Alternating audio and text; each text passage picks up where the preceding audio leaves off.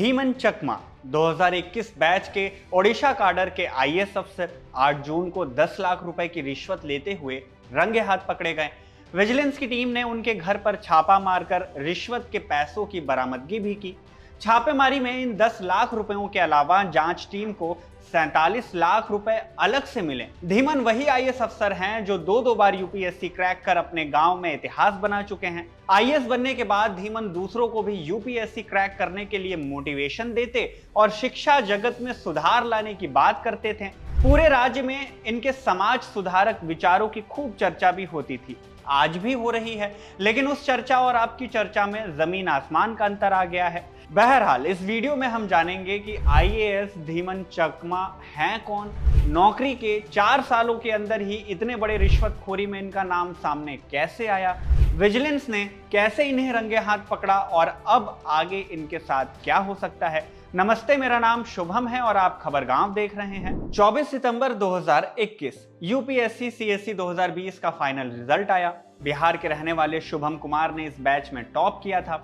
Civil services के लिए चुने गए अफसरों की इसी फहरिस्त में एक नाम था धीमन चकमा। धीमन की रैंक 482वीं थी, लेकिन फिर भी उन्हें आईएएस की पोस्ट मिली क्योंकि धीमन एसटी माने शेड्यूल्ड ट्राइब कोटे से आते हैं। त्रिपुरा के एक दूर दराज कस्बे कंचनपुर से आने वाले धीमन चकमा ने इतिहास रचा था। इतिहास अपने परिवार और अपने कस्बे के पहले व्यक्ति बनकर जिन्होंने यूपीएससी क्रैक कर आईएएस की पोस्ट हासिल की हो। यह धीमन का लास्ट अटेम्प्ट भी था। वैसे धीमन ने यूपीएससी इससे पहले भी क्रैक की थी। एनआईटी अगरतला से कंप्यूटर साइंस में बीटेक करने वाले इंजीनियर धीमन ने साल 2019 में पहली बार यूपीएससी क्रैक की थी, लेकिन तब उनकी रैंक थी 722। कोटा तब भी एसटी का था, लेकिन धीमन को तब आईएएस नहीं बल्कि आईएफएस की पोस्ट मिली थी।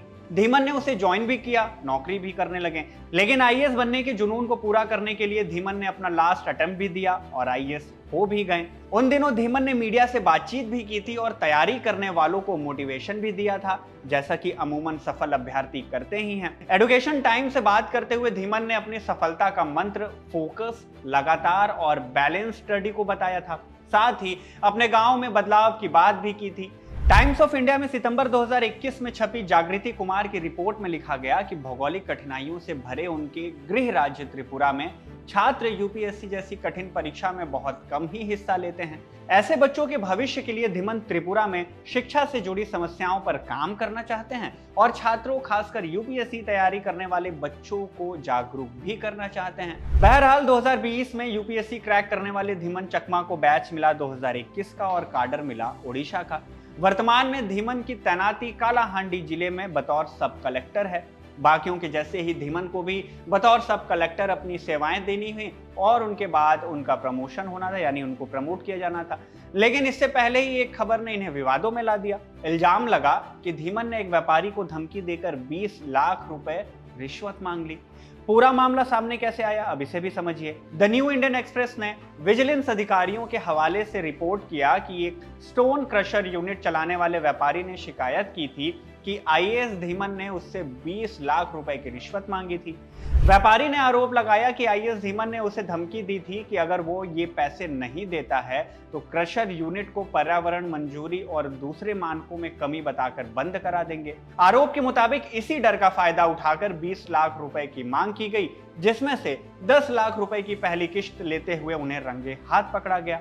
लेकिन पकड़ा कैसे गया? विजिलेंस अधिकारियों के मुताबिक शिकायत के बाद जब व्यापारी ने 10 लाख रुपए की पहली किश्त देने की बात मानी तो विजिलेंस टीम ने एक जाल बिछाया। 8 जून की रात 10 बजे के करीब धर्मगढ़ में आईएएस के सरकारी आवास पर व्यापारी जब पैसे देने पहुंचा, इसी वक्त ये पूरा जाल यानी पूरा ऑपरेशन किया गया। आईएएस धीमन ने खुद दोनों हाथों से नोटों के बंडल चेक किए और उन्हें टेबल की दराज में रख दिया। इसी दौरान विजिलेंस टीम ने वहां छापा मार दिया।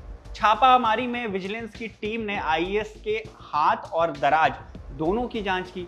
ये एक केमिकल टेस्ट था जिसमें पुख्ता हो गया कि आईएएस ने रिश्वत के पैसों को अपने हाथों से रखा है और खबरों और फिल्मों में भी यही टेक्निक दिखाई जाती है। इस टेक्निक को फेनोल्फथलीन टेस्ट कहा जाता है, जिससे रिश्वत लेते हुए अधिकारियों को रंगे हाथ पकड़ा जाता है। अब ये काम कैसे करता है, इसे भी आसान भाषा में समझ लीजिए। कोई भी व्यक्ति जब विजिलेंस अधिकारी से शिकायत करता है कि कोई अधिकारी उससे रिश्वत मांग रहा है तो सबसे पहले विजिलेंस अधिकारी यह तय करते हैं कि आरोपी को रंगे हाथ कैसे पकड़ा जाए। इसके लिए वो शिकायतकर्ता को नकली रिश्वत की राशि देते हैं। नकली रिश्वत माने पैसे तो असली होते हैं, लेकिन उस पर फिनोल्फथैलीन पाउडर लगा दिया जाता है। नोटों के बंडलों को एक बेहद पतली परत से कवर किया जाता है। ये जो परत होती है ये फिनोल्फथैलीन पाउडर की होती है। क्योंकि ये पाउडर रंगहीन होता है तो नोटों पर ये किसी को नजर नहीं आता। लेकिन जब रिश्वत लेने वाला उन नोटों को छूता है या फिर उन्हें गिनकर रख लेता है तो फिर उसके हाथों में ये पाउडर लग जाता है।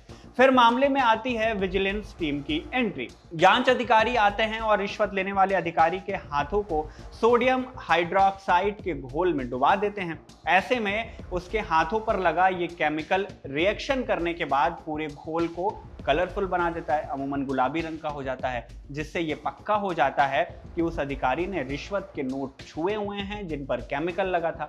ऐसा ही टेस्ट जब आईएएस धीमन के हाथों पर किया गया तो रिजल्ट पॉजिटिव आया, यानी रिश्वत लेने के सबूत पुख्ता हो गए।